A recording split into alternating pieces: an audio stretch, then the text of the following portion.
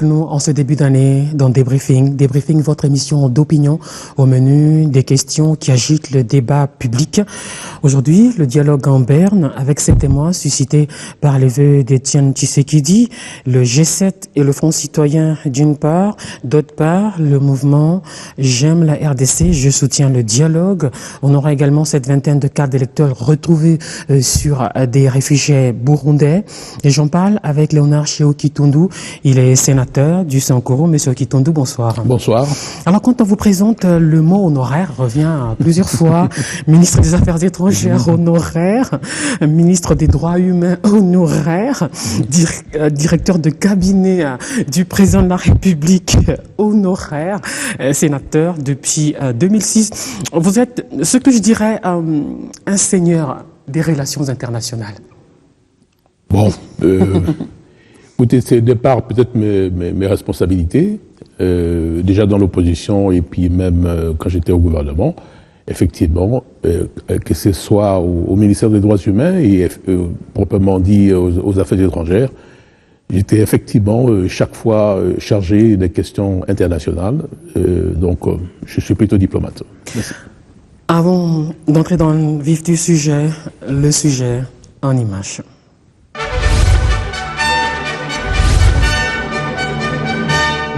L'année 2015 vient de s'achever sans que le peuple puisse espérer obtenir les résultats qu'il devait obtenir en comptant ces immenses richesses du pays. C'est ainsi qu'est venue aussi bien chez nous, au Congo, et que dans la communauté internationale, l'idée du dialogue. Parce que quelle que soit l'austérité, on finit toujours par le dialogue. Et c'est ainsi que je fais appel à tous ceux qui veulent des changements, qu'ils soient ensemble afin de trouver la solution adéquate à ces problèmes. Bientôt, je serai parmi vous pour que nous puissions lier nos efforts pour gagner. Venus témoigner leur amour à la patrie en adhérant au processus de dialogue. Un schéma qui passe notamment par la campagne « J'aime mon pays, je soutiens le dialogue ». Au-delà des divergences qui règnent sur les échéances électorales de 2016, toutes les forces vives de la RDC ont été représentées ce 30 décembre à l'occasion du lancement officiel de cette campagne. Un appel est donc lancé à tous ceux qui hésitent. À ceux-là qui hésitent encore, nous leur disons qu'il n'y a pas d'autre issue que le dialogue. Nous devons aimer notre pays, nous devons aimer notre population. Regardez la misère dans laquelle vit une grande partie de notre population. Regardez les acquis de ces 15 dernières années. Nous n'avons pas le droit de perdre ces acquis. Nous devons protéger notre patrimoine commun, quelles que soient vos appréhensions, c'est-à-dire vos craintes, quelles que soient vos inquiétudes. Venez au dialogue. Nous devons mettre tout sur la table afin que nous puissions lever les verrous, afin que nous puissions lever les pesanteurs autour du processus électoral. Le dialogue est impératif pour des élections apaisées. Les Congolais patriotes n'ont pas hésité à adhérer à cette campagne en vue de défendre la patrie et pour que la paix règne. Il est clair que même au ciel, entre la terre et le ciel, on ne peut choisir que le chemin qui conduit au ciel. La population a besoin de la paix et du développement. Et cela ne peut venir que du dialogue. Cela ne peut venir que du dialogue. Et on cesse de polémiquer si oui ou non il faut un dialogue. Pour le moment, il faut déjà préparer ce qu'on va présenter au dialogue. Et nous avons mis à garde, nous avons prévenu plutôt la population du Nord Kivu que quand on ne se prépare pas à temps, on est pris au dépourvu. S'il y a de malentendus entre nous, s'il y a des confusions, des conflits entre Congolais, c'est à nous Congolais, c'est à nous jeunesse de pouvoir se mettre ensemble pour trouver des solutions à nos problèmes, à nous Congolais. Mais nous ne voulons plus aller encore répondre aux appels à la violence, au désordre à notre pays. Sur place, plusieurs associations de la société civile, les membres des partis politiques, les confessions religieuses ont signé la charte de cette campagne. Il faut également noter que cette campagne se veut civique et patriotique pour tous les Congolais.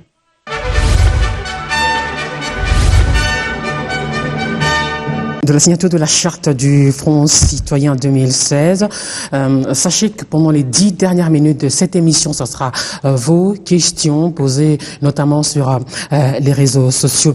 Léonard Chiouti-Toundou, cette nouvelle qui en a surpris plus d'un, une vingtaine de cartes d'électeurs retrouvées sur des réfugiés burundais. Ça sent quoi? Une infiltration, une répétition du scénario de 96? Ça nous interpelle.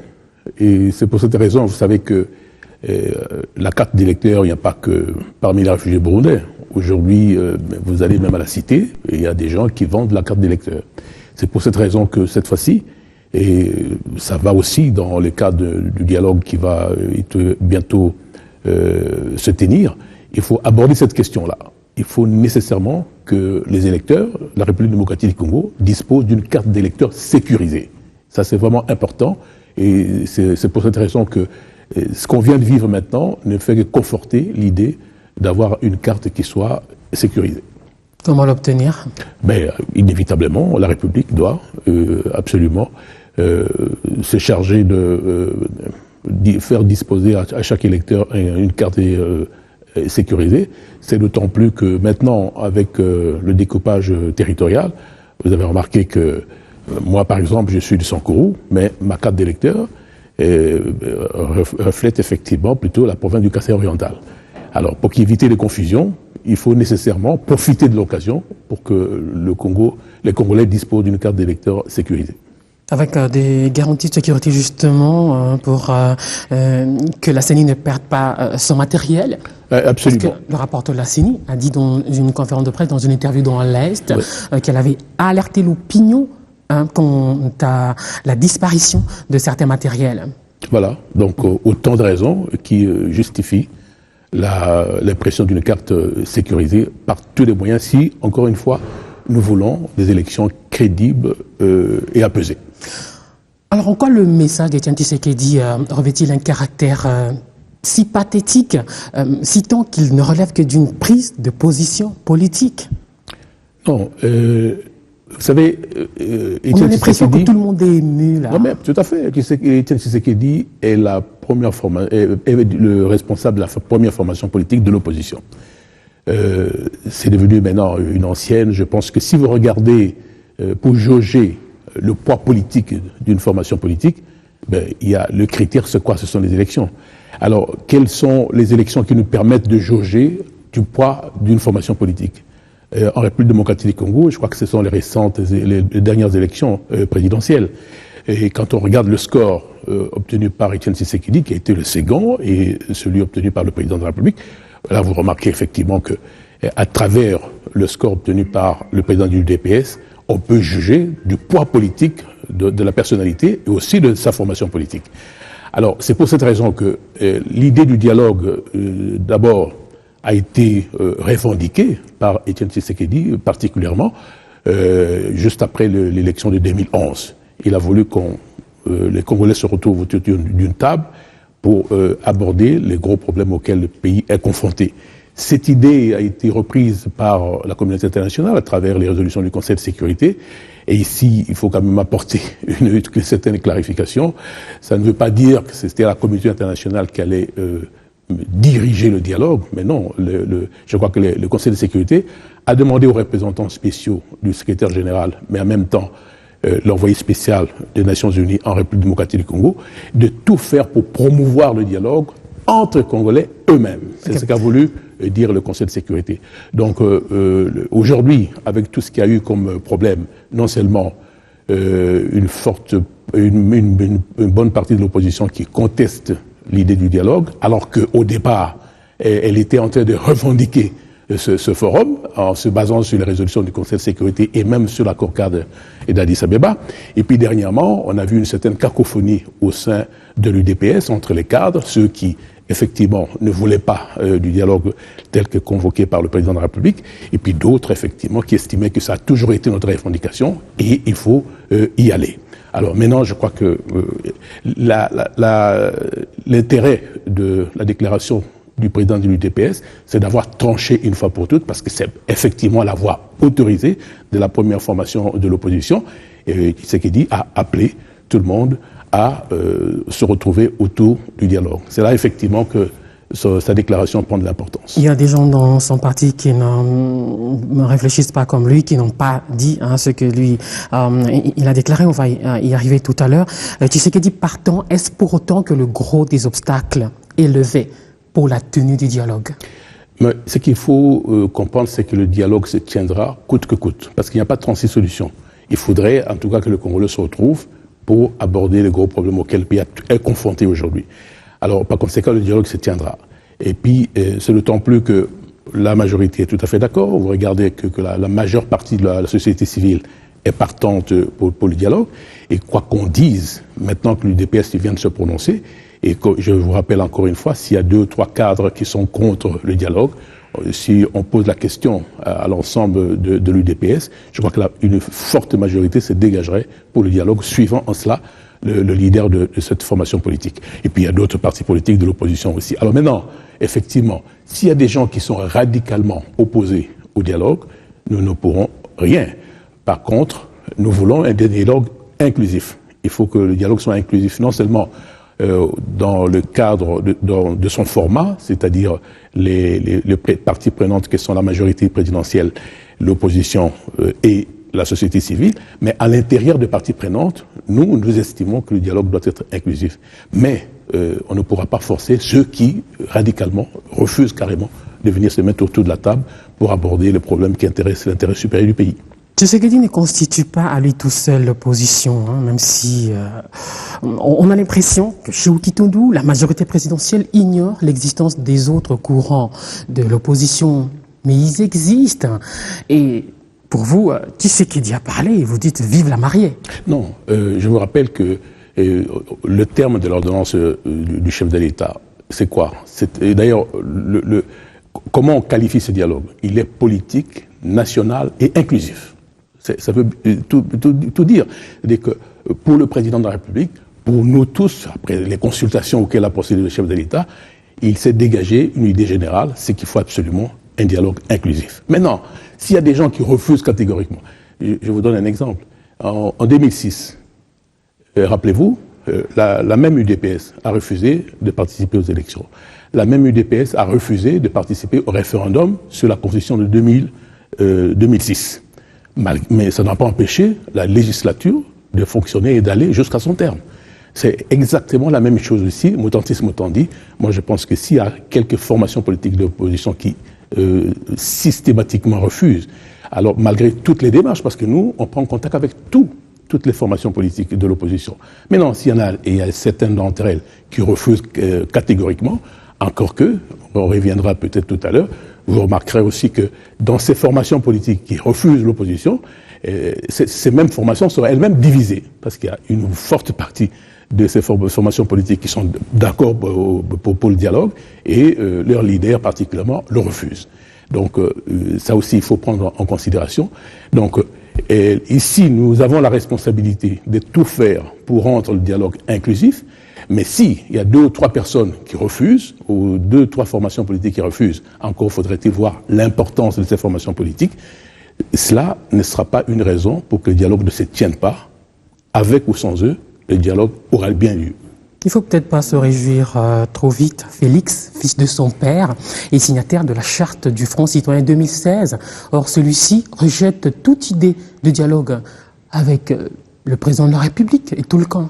Non, mais je ne vais pas rentrer dans le conflit interne au sein de l'UDPS. Mais je tiens vraiment à rappeler que ce qui nous intéresse, nous, c'est la voix autorisée pour le parti, qui représente l'UDPS. C'est bien son président.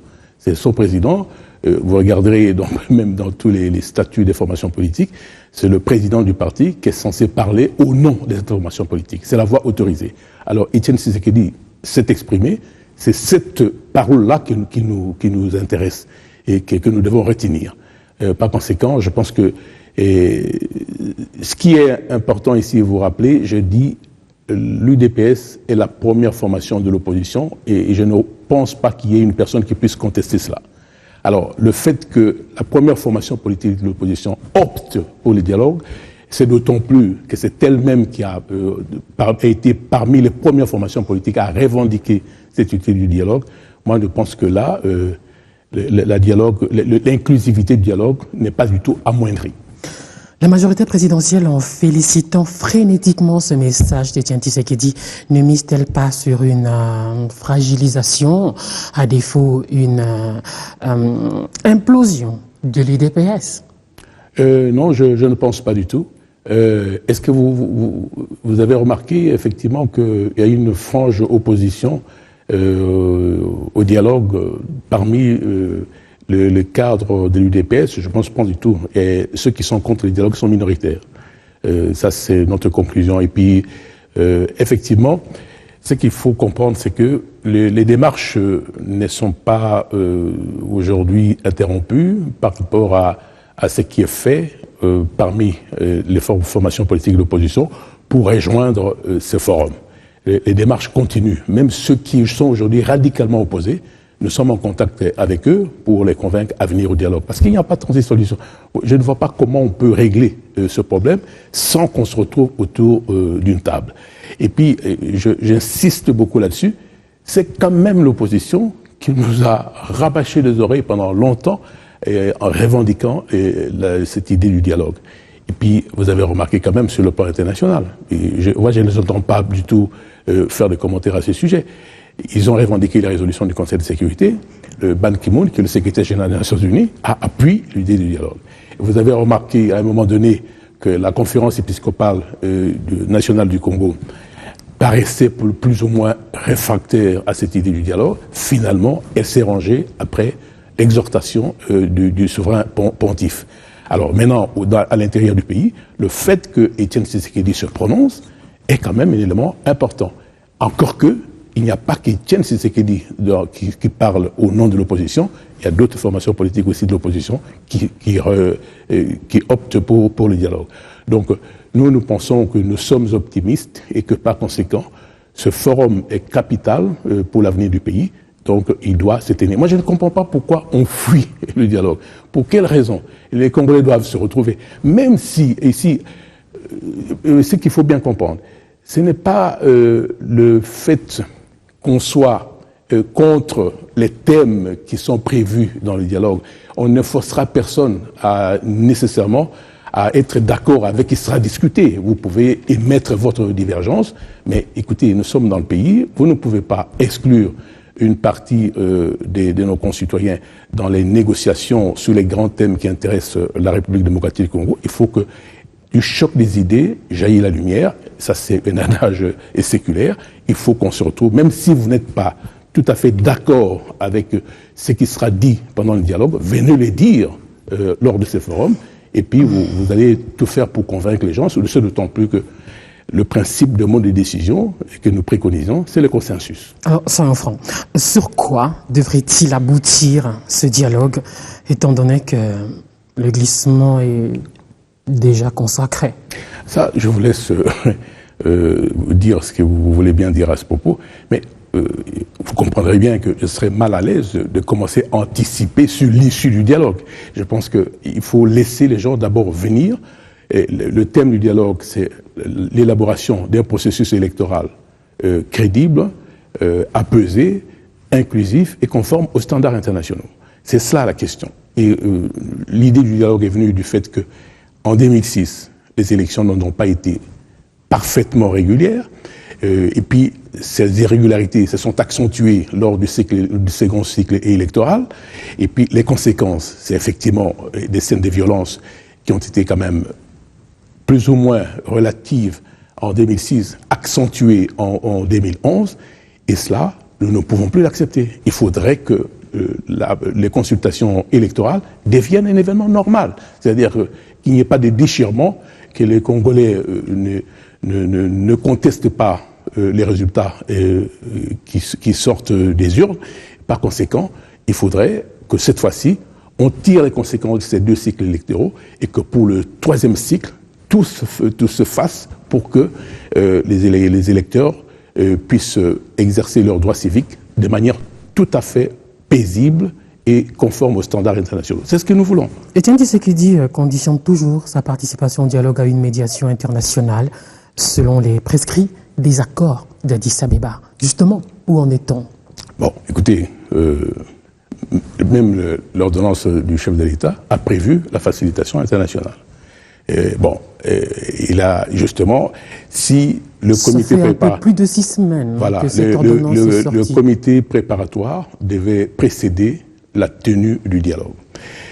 Au départ, nous voulions que la question de la facilitation soit abordée lors du forum proprement dit. Mais je pense qu'une bonne partie de l'opposition estime que pour une question de transparence, il faudrait aussi un regard extérieur. Et c'est d'autant plus que l'ordonnance a prévu la facilitation internationale. Par conséquent, aujourd'hui, la mise en place du comité préparatoire est subordonnée au règlement de la question de la facilitation. Alors, mais maintenant, la facilitation qui la règle, ce sont les Nations Unies, telles que nous avons convenu, c'est d'autant plus que c'est elles-mêmes qui ont préconisé l'idée de promouvoir le dialogue. Alors maintenant, la mise en place du comité préparatoire est suspendue à la désignation par le secrétaire général des Nations Unies du facilitateur international. Donc nous attendrons. Bon, on peut bien comprendre que pendant cette période de fête, effectivement, ces activités étaient interrompues, mais je pense que cette semaine doit être décisive, sinon la semaine prochaine, pour le règlement de cette question.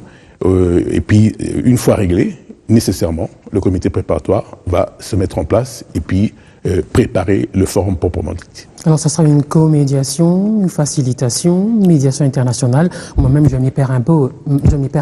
C'est vous l'expert. Bon, ici, je vous rappelle que nous avons eu un pré-dialogue avec la première formation de l'opposition politique. Pour quelle raison? C'est parce qu'il faut quand même préparer le contour de ces dialogues. Bon, nous n'allons pas imposer, mais inévitablement, il faudra après soumettre la question à toutes les parties prenantes nous allons nous retrouver déjà dans le comité préparatoire. Et la facilitation, c'est quoi? Le dialogue doit être foncièrement congolais. Ce sont les Congolais qui discutent.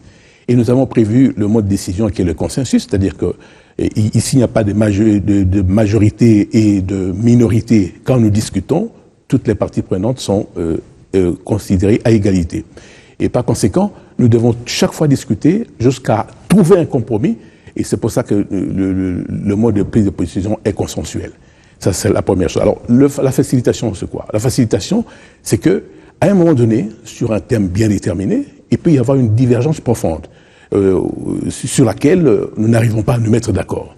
Alors, à partir de ce moment-là, effectivement, soit de notre propre chef, soit à l'initiative du facilitateur, il va se mettre maintenant en action pour essayer de nous remettre autour de la table pour continuer à discuter. Donc, il doit faire preuve de dextérité, de tout son entre-gens pour tout faire pour que les parties se retrouvent et continuent à discuter jusqu'à trouver le compromis. Mais le facilitateur n'est pas là pour nous indiquer la voie à suivre. Vraiment, ça appartient à la souveraineté des parties prenantes. C'est nous-mêmes qui voulons décider de notre avenir. Donc ça, c'est vraiment important. Donc le facilitateur, comme on le dit, c'est pour éviter que le dialogue capote. Il faut à tout prix que nous arrivions à un compromis. Voilà comment nous voyons le dialogue. Donc par conséquent, mais aussi, ça rassure ceux qui peuvent se sentir en position de faiblesse, hein, surtout certaines formations de l'opposition. Parce que ce regard extérieur assure la transparence du dialogue. Et c'est pour cette raison que même nous-mêmes, nous pensons que la question de la facilitation doit être réglée avant que le comité préparatoire ne se mette en place. Réfléchissons un peu par l'absurde. Ban Ki-moon désigne un médiateur. Est-ce à dire que, du coup, toutes les réticences des oppositions tombent et tout le monde accourt au dialogue, toutes affaires cessantes? Mais je vous dis, par exemple, même à notre niveau, nous ne voyons pas comment le dialogue peut ne pas se tenir avec la présence d'une facilitation. C'est vraiment important pour nous. Nous estimons cela quelque chose d'extrêmement important. Mais, comme je vous ai dit, que ce soit dans le pré-dialogue ou même actuellement, l'UDPS ne fait que traduire les engagements sur lesquels nous nous sommes mis d'accord. Hein, et le chef de l'État, je vous rappelle, la facilitation figure en lettres d'or dans l'ordonnance portant convocation du dialogue. C'est vraiment important. Donc, nous estimons qu'une fois que le secrétaire général, après l'appui au dialogue qu'il a exprimé dernièrement, si en plus la facilitation est réglée, moi je pense que je ne vois pas comment on peut encore s'opposer à la participation au dialogue. Ce dialogue, quand va-t-il se tenir? Mais comme je l'ai dit, hein, à mon avis, incessamment... La question est sur toutes les lèvres. Hein. Oui, c'est aujourd'hui, le comité préparatoire est actuellement à temps pour se mettre en place le règlement de la question de la facilitation. Et c'est pour ça que les contacts actuels sont pris actuellement avec la communauté internationale, en l'occurrence les Nations Unies, pour que cette question soit réglée de manière incessante, pour que nous répondions aussi, nous rencontrions aussi la préoccupation des Nations Unies qui exigeait presque que les Congolais se retrouvent entre eux pour éviter que les erreurs qui ont été commises en 2006 et reproduites en 2011, que ces erreurs-là ne soient pas répétées. Et par conséquent, la question électorale est une question fondamentale. Parce qu'on a vu tout ce qui s'est passé dans la période post-électorale en 2006 et en 2011. Il ne faudrait pas du tout que ces événements se reproduisent dans l'intérêt du peuple congolais. Par conséquent, le seul moyen de régler cette question-là, c'est qu'on se retrouve autour d'une table. À ce sujet, le contentieux sur l'impérium d'Étienne Tshisekedi est toujours à l'ordre du jour, semble-t-il. Hein? Non, je crois qu'il faut relativiser.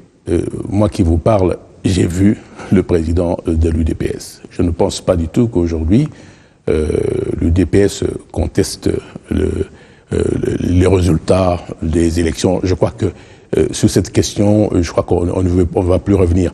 Et il y a beaucoup de gens qui spéculent autour de cela, mais j'ai vu la déclaration du président du l'UDPS. Je ne pense pas du tout qu'il ait contesté la présidence de la République actuelle. C'est d'autant plus que s'il accepte de venir au dialogue, c'est sur convocation provenant de l'ordonnance présidentielle. Par conséquent, cette question, à mon avis, n'est plus à l'heure du jour. Lui, il tient au délai constitutionnel, des élections dans les délais constitutionnels. La République démocratique du Congo a 7 élections à organiser en moins de 12 mois. À ce jour, il n'y a aucun calendrier électoral. Mais c'est justement cela. Sur quoi va porter le dialogue? C'est sur l'élaboration d'un processus électoral crédible, apaisé, inclusif et conforme aux standards internationaux. Toutes ces questions des calendriers, tous les délais, c'est dans ces cadres-là que nous allons discuter. Hein, c'est ça, effectivement, les gens veulent détourner l'attention sur la vraie question et qui va faire l'objet de débat lors de ces dialogues, c'est le processus électoral. Alors c'est de cette question-là qu'on va discuter. Je tiens à vous rappeler aujourd'hui que personne ne conteste que l'UDPS soit dans l'opposition. Ce serait ridicule. L'UDPS est dans l'opposition.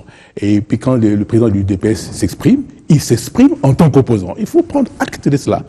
On n'a pas dit que le président de l'UDPS a rejoint la majorité.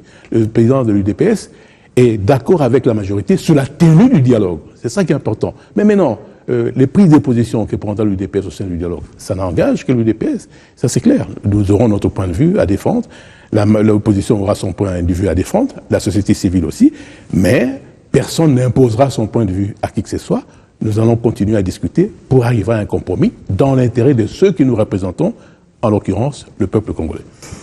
Avant de prendre les questions des internautes, cette toute dernière, quelle lecture l'ancien ministre des Affaires étrangères que vous êtes fait de cette décision de l'ONU de débarquer les casques bleus congolais de la MINUSCA? La MINUSCA, pour ceux qui ne le savent pas, c'est cette mission des Nations Unies en Centrafrique. N'est-ce pas là une humiliation? Non, je pense que j'ai lu aussi la presse, j'ai écouté la radio, tout.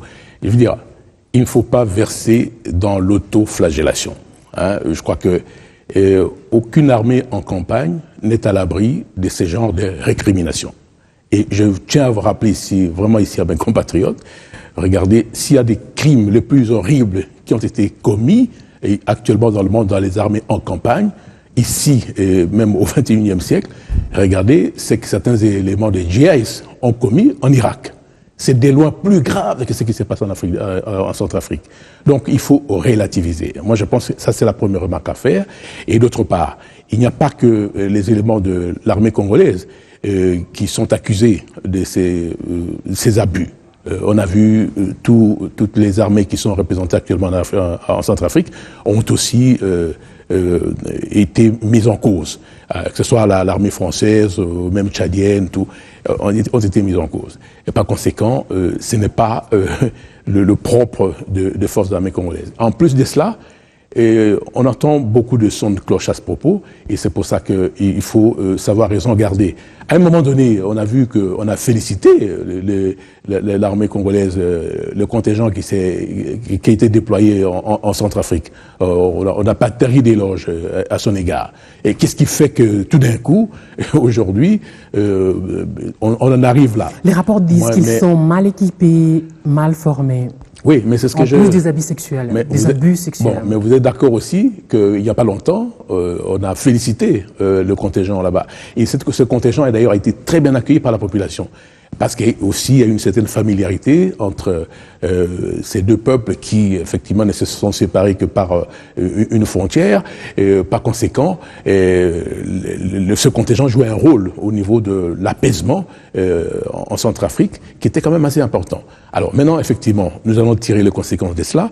Mais moi, ce que je ne voudrais pas ici, c'est qu'on sente un sentiment d'humiliation ou de l'autoflagellation, parce que il y a quelques cas simplement du contingent qui ont été mis en cause, mais c'est pas le contingent dans son ensemble qui est mis en cause. Alors, la décision des Nations Unies, effectivement, nous allons l'examiner, nous serons en contact avec les Nations Unies, mais dès là, à considérer qu'il s'agit d'une opprobre pour notre armée, il y a un pas que je ne franchirai pas. Je crois que cette armée a fait ses preuves. Ce n'est pas la première fois que tombent ces accusations et on reproche au gouvernement de n'avoir pas diligenté une enquête la fois précédente. Moi, je pense pas du tout. Je crois qu'il y a eu les éléments judiciaires qui se sont déplacés en Centrafrique pour enquêter. Ce sont les conclusions de l'enquête qui sont divergentes. Apparemment, les preuves n'ont pas été effectivement tangibles pour mettre en cause ceux qui sont été accusés de ces abus. Parce que là, encore une fois, c'est cela. Vous ne pouvez pas parler des abus sexuels sans preuve. Faudrait-il prouver. Et puis, lorsque les preuves sont établies, effectivement, ceux qui en sont responsables doivent nécessairement rendre compte. Et puis, jusqu'à présent, on a vu aussi certains cas même de l'armée française ou d'autres armées représentées là-bas, mais je n'ai pas encore vu un jugement opérer et puis arriver à la condamnation de telle personne. Ça, ce sont des procédures judiciaires qui parfois prennent du temps. Donc, chaque chose a son temps. Mais pour l'instant, ce qu'il faut, c'est que notre armée doit se comporter comme une armée effectivement républicaine. Alors, s'il y a des éléments qui commettent des abus, ces éléments doivent être sanctionnés lorsque les preuves sont établies. Les questions des internautes sur mon profil Facebook. Il s'appelle Toussaint Kimouamini. Il dit ceci. Pose-lui cette question. Quand est-ce que Joseph Kabila dira de sa propre bouche qu'à la fin de son mandat, c'est-à-dire novembre 2016, qu'il va s'en aller en toute quiétude, lui qui est le garant de la Constitution? Parce qu'il n'y a aucune disposition constitutionnelle qui oblige le chef de l'État à dire ce qu'il va faire à la fin de son mandat. Je crois que nous avons un texte constitutionnel, il faut lire la Constitution un peu sur tout, mais il n'y a aucune obligation pour le président de la République de pouvoir s'exprimer. En plus que, bon, moi je ne vais pas non plus m'exprimer en lieu et place du chef de l'État, mais franchement, aucune prescription constitutionnelle ne contraint le président de la République à s'exprimer dans ce sens. Ben Pati et Polo, pourquoi n'ont-ils pas tout simplement le courage de dire clairement que les élections n'auront pas probablement lieu comme prévu? J'aimerais bien entendre M. Okitondo sur ce sujet. Écoutez, sans embâche, je crois qu'il ne joue pas ici au cache-cache. Ce que nous voulons, c'est qu'on constate qu'il y a certains problèmes qui se posent dans le cadre de l'organisation des élections. Alors, ces problèmes-là, on doit nécessairement trouver une solution en discutant ensemble. Il faut que toutes les parties prenantes se retrouvent autour de la table et mettent tous ces éléments en vue, et puis qu'on essaye de voir quels sont les problèmes qui se posent et quelles sont les solutions y apportées. C'est tout simplement ça. Donc, franchement, ce n'est pas une échappatoire. Mais je ne peux pas non plus anticiper sur l'issue des discussions qui auront lieu dans le cadre du forum. La question de Thibaut Kinzonzi, elle est un peu longue, mais je résume. Oui. En février 2012, Étienne Tshisekedi les avait appelés au dialogue. Quelque temps après, Kamere aussi avait sollicité le dialogue. Et leur réponse était le chien aboie et la caravane passe. En plus, par l'entremise du porte-parole, Lambert Mende, nous l'avons entendu dire que le train est en marche, on ne peut pas stopper. Maintenant, la caravane qui passait pour prendre en compte la caravane qui passait donc rentre pour prendre en compte les aboiements du chien. Non, que je sache, le porte-parole du gouvernement n'était pas contre l'idée du dialogue. C'est l'interprétation de la résolution du Conseil de sécurité, ou même des résolutions du Conseil de sécurité sur la question, et même de l'accord cadre d'Addis Abeba, qui était contestée par le porte-parole du gouvernement. Parce qu'il voulait que ce soit, moi je me rappelle, c'était Madame Robinson.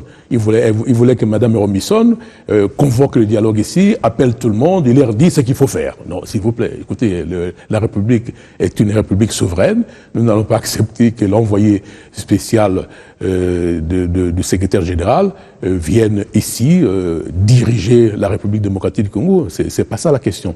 Et les résolutions ont préconisé plutôt la promotion du dialogue par les représentants des Nations Unies en République démocratique du Congo, que ce soit l'envoyé spécial ou le représentant spécial du secrétaire général en République démocratique du Congo. Je crois que c'était ça l'objet. Bon. Et puis par la suite, rappelez-vous, qu'on appelle dialogue ou concertation, il faut quand même comprendre que les concertations, c'était aussi un forum qui était destiné à résoudre ce problème. Il n'empêche que, malgré tout ça, les opposants ont contesté, ont boycotté les concertations, et voilà, malgré tout ce qui a été, ce que ces concertations ont produit comme résultat, et bien effectivement, on n'a pas trouvé un véritable compromis. Alors maintenant, et puis les concertations avaient aussi une ambition beaucoup plus large, parce qu'on a abordé toutes les questions concernant la République, alors qu'ici, le dialogue politique national inclusif porte uniquement sur la question électorale. Et ça, c'est fondamental. Et puisque, même ceux qui parlent de l'alternance, tout ça, mais écoutez, il ne peut pas y avoir alternance sans élection. Alors pour qu'il y ait élection, il y a des problèmes qui se posent, il faut qu'on se retrouve pour régler cette question-là. Alors vous ne pouvez pas vouloir l'alternance et ne pas vouloir les élections. C'est ça la question. Et bon, il faut les préparer. Donc il y a une grande contradiction de la part de nos opposants.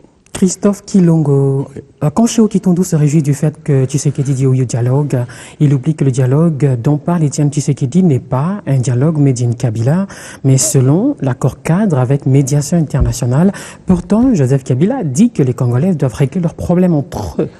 Pourquoi alors se réjouir? Alors, je ne sais pas s'il a bien lu l'accord cadre. L'accord cadre, l'engagement qu'a pris la République démocratique du Congo concernant cette question-là, c'est la réconciliation nationale.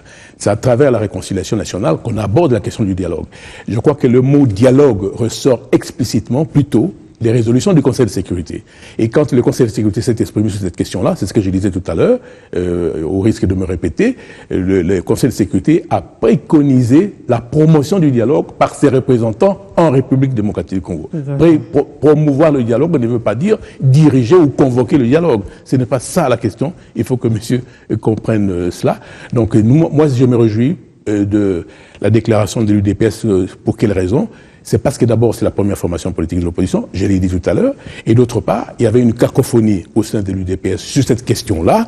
Alors, je pense que le président de l'UDPS, qui est censé parler au nom de cette formation politique, s'est exprimé. Donc, c'est cette voie-là que nous prenons en considération. Et je ne occulte pas le fait que Étienne Tshisekedi est dans l'opposition. Je n'occulte pas non plus le fait que Étienne Tshisekedi n'a pas peut-être la même manière d'aborder ces questions-là que nous. Mais ce qui est intéressant dans ce qu'a dit Étienne Tshisekedi, c'est qu'il veut participer au dialogue. Et il viendra dire ce qu'il veut dans le cadre de ce dialogue. C'est ce que nous voulons. Nous ne voulons pas unanimité de l'opposition ou même de la majorité de la société civile. Ce que nous voulons, c'est que du choc des idées jaillisse la lumière. On va poser le problème et on va essayer de trouver la solution par le consensus. Merci aussi à Guiofa Koulimouchi Junior, Gabriel Bongongo, Chabanguitoile, Nandoma Gloire pour vos questions. On les prendra sans doute la semaine prochaine. On a plus le temps, il nous reste que 4 minutes. Oui. On va terminer par cette campagne J'aime le Congo, je soutiens le dialogue. C'est en réaction au Front citoyen, j'imagine. Et à propos du Front citoyen 2016 et du G7, vous n'avez pas l'impression qu'avec le départ de ce qu'on peut considérer comme des gros poissons, Moïse Katumbi, Mondo Simba, Gabriel Kunguma Kumaza, Joseph Kabila perd l'électorat katangais? Non, pas du tout. Joseph Kabila perd certaines personnalités katangaises. Mais Joseph Kabila n'a pas perdu l'électorat katangais. Je crois qu'on verra lorsqu'il y aura ces consultations, lorsque la population va s'exprimer. Ça m'étonnerait qu'il puisse désavouer le chef de l'État. Donc c'est comme ça qu'il faut bien comprendre les choses. Encore que, comme vous avez remarqué, dans ces formations politiques, il y a énormément de divergences. Beaucoup ne soutiennent pas les prises de position de leurs leaders. Donc ces formations politiques du G7 sont carrément en implosion presque quand on voit les événements tels qu'ils se déroulent. Donc je ne pense pas du tout que le chef de l'État est en porte-à-faux avec son électorat katangais, mais il a des problèmes avec certaines personnalités du Katanga. Vous parlez d'implosion de certaines formations politiques. Il y a des dédoublements, le MSR, l'ARC, l'UNAFEC, l'UNADEF. Vous avez réussi un coup de maître? Ah non, c'est pas... Vous avez réussi à les diviser? Écoutez, non, pas du tout, au contraire. Je pense que ce sont ceux qui se sont auto-exclus de la majorité qui font imploser leur formation politique parce que leur comportement n'est pas partagé par leurs militants ou par les membres de leur formation politique. C'est ça la question. Donc ils font face à l'opposition de leurs militants et de leurs membres uniquement. Mais la majorité n'a rien à voir là-dedans. Alors si la majorité est à ce point outillée pour faire imploser, alors ça veut dire que ces formations politiques n'en étaient pas des véritables formations politiques. Donc c'était simplement des châteaux de cartes. C'est comme ça qu'on peut le considérer. Merci beaucoup, Choki Toundou. Une conclusion, on a terminé. Bon, écoutez, moi ce que je voudrais, c'est que la question électorale est une question fondamentale pour l'avenir de notre pays. Par conséquent, il est important que la majorité, l'opposition et la société civile se retrouvent pour créer un cadre qui puisse permettre à ce que nous ne revivions pas les événements de 2006 et de 2011. Parce que pour qu'il y ait alternance, il faut qu'il y ait des élections. Mais pour qu'il y ait des élections, celles-ci nécessitent d'être bien préparées. C'est ça la question. C'est la préparation des bonnes élections.